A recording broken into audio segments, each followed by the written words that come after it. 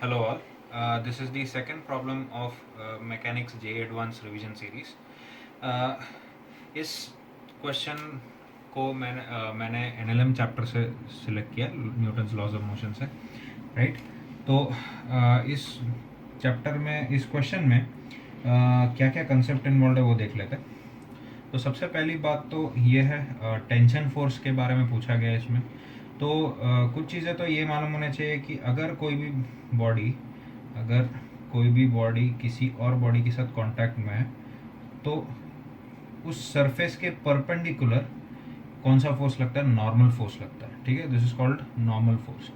And दूसरा कौन सा फोर्स लगता है? जो ग्रेविटी अगर है, ग्रेविटेशनल फील्ड में है पार्टिकल, तो उस पार्टिकल पे क्या लगेगा? ग्रेविटेशनल फोर्स लगेगा। एंड वो ग्रेविटेशनल फोर्स को हम लोग वेट भी बोलते हैं। Weight is equal to m times g, okay. And तीसरा इम्पॉर्टेंट कंसेप्ट जो इस पर्टिकुलर प्रॉब्लम में हमें ज़रूरत पड़ेगा वो ये है कि टेंशन ऑलवेज एक्ट्स टेंजेंशियल, ठीक है। टेंशन हमेशा टेंजेंशियल रहेगा। मतलब अगर आप एक स्ट्रिंग ले लो, तो स्ट्रिंग किसी रीजन से ऐसे आर्क शेप पे है, तो इस पॉइंट पे tension would be like this, इस पॉइंट पे tension would be like this, okay. So ये इस चैप्टर में तो खैर उतना कुछ खास है नहीं बताने के लिए। तो these are the basic concept. And yes, you also need to know about equilibrium. Equilibrium मतलब नेट फोर्स क्या होता है? ज़ीरो। इक्विलिब्रियम पे नेट फोर्स क्या होता है? Zero, okay. So let's look at the solution of this problem.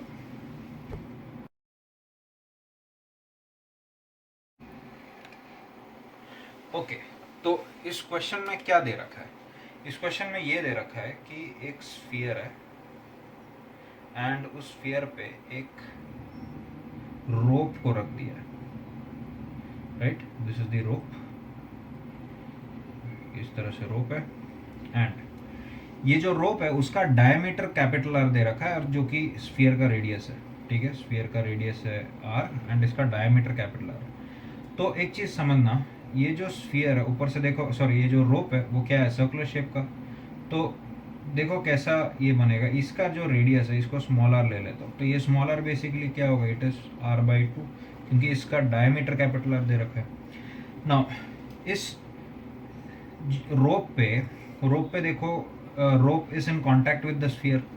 तो रोप पे देखो कैसे फोर्स लगेगा। नॉर्मल फोर्स ऐसे लगने वाला है, ऐसे लगेगा, है ना। Sorry, normal perpendicular to the surface, ऐसा परपेंडिकुलर टू दी सरफेस मतलब रेडियली आउटवर्ड्स लगेगा। ऐसे नॉर्मल ऐसे आउटवर्ड लगने वाला है कि नहीं? ऐसे होपफुली इमेजिन कर सकते हैं। एंड ये जो नॉर्मल है वो उसके क्या कर रहा है? वेट को काउंटर कर रहा है, ओके। तो हमें ये कैलकुलेट करना है कि इसका टेंशन क्या है। तो एक चीज़ नोटिस करो कि इसमें जो नॉर्मल है, इसमें इस रोप पे सारा नॉर्मल क्या है? रेडियली आउटवर्ड्स है।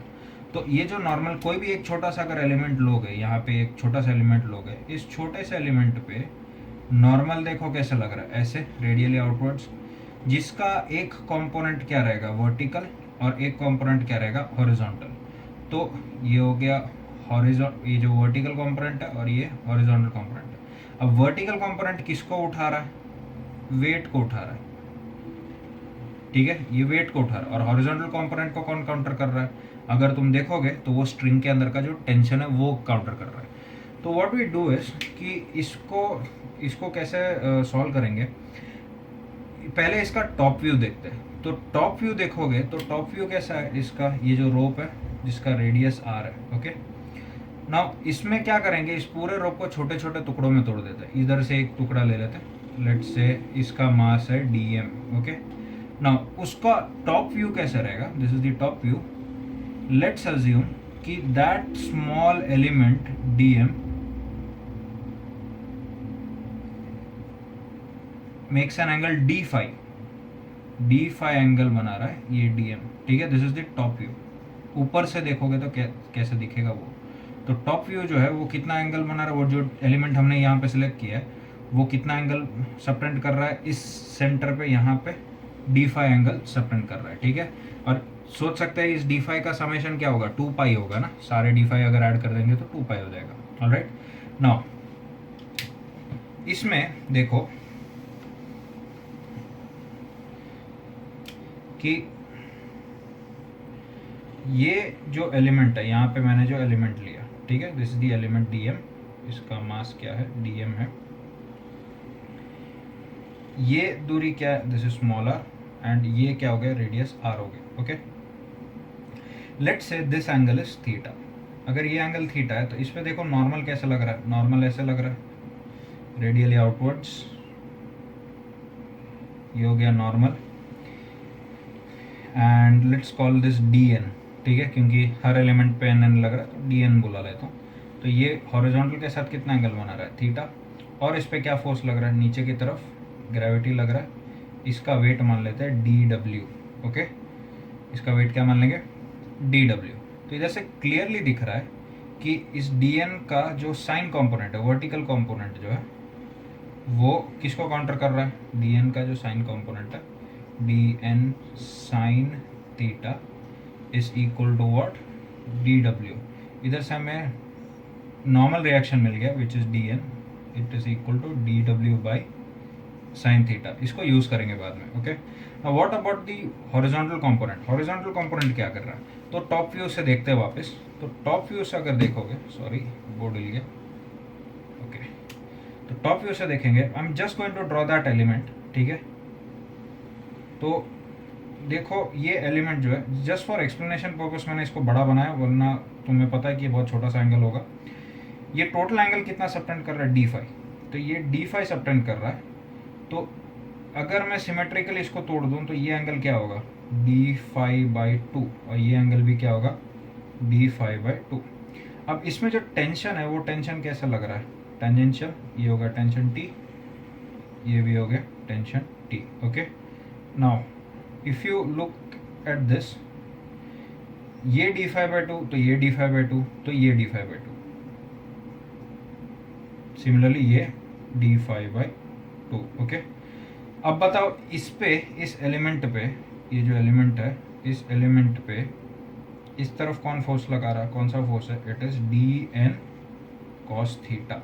Okay, d n cos theta जो नॉर्मल का हॉरिजॉन्टल कंपोनेंट था। ओके, अब इधर से क्लियरली दिख रहा है कि ये दोनों टेंशंस का जो साइन कंपोनेंट होगा, ये जो कंपोनेंट होगा दिस वन, ये दोनों क्या कर रहा है, इसको काउंटर कर रहा है।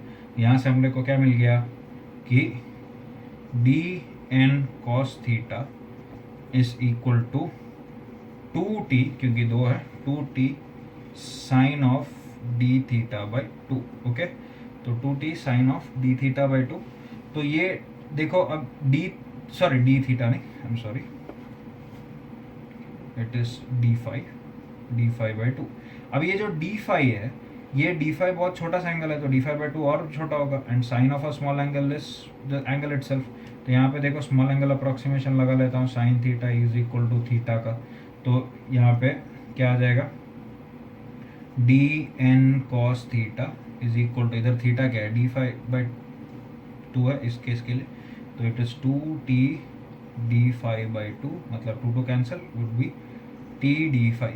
ओके, अब क्या करेंगे, ये जो डी एन का वैल्यू, इसको इधर सब्सटीट्यूट कर लो, तो इधर से देखो क्या है, t d phi is equal to, t d phi is equal to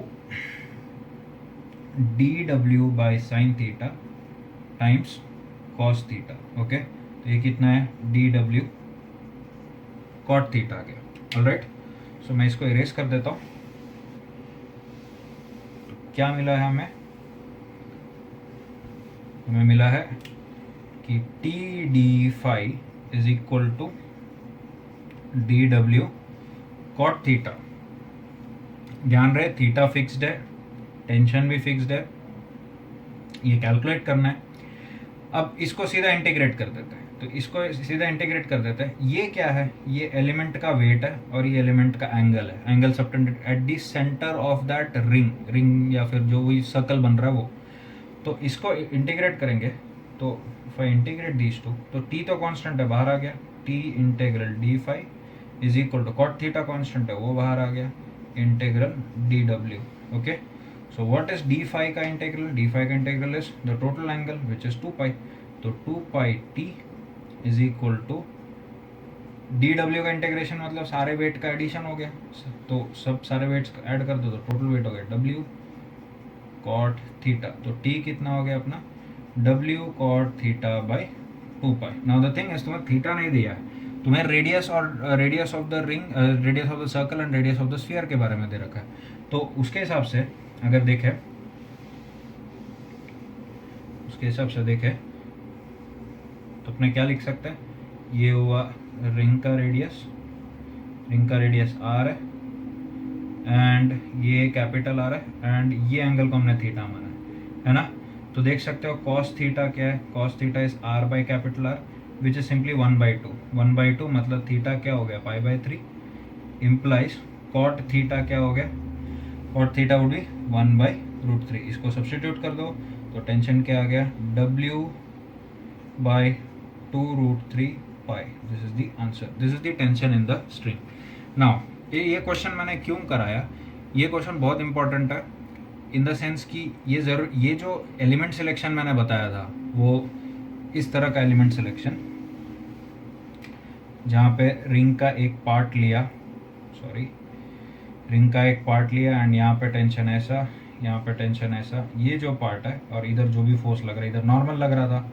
तो ये वाला बहुत इंपॉर्टेंट है. ऐसा जेई बहुत बार ऐसे जेई क्वेश्चंस पूछ चुका है, मैग्नेटिज्म के बेसिस पे पूछ सकता है, इलेक्ट्रोस्टैटिक्स के बेसिस पे पूछा जा सकता है. अगर एक चार्ज रिंग है उसके सेंटर पे दूसरा चार्ज रख दो तो उसमें टेंशन क्या होगा. तो एंड दूसरा क्या है कि एक रिंग रोटेट कर रहा है, वो एच सी वर्मा में है question, you could look at that. ठीक है, तो ये टाइप का इंटीग्रेशन या फिर एलिमेंट सिलेक्शन आना चाहिए. तो this is a very good question on that. Okay, so hope you like this question and खुद से सॉल्व किया होगा होपफुली. सो स्टे ट्यून्ड, और भी क्वेश्चंस दूसरे टॉपिक्स पे एंड ऑल्सो ऑन मैकेनिक्स मैं पोस्ट करूँगा.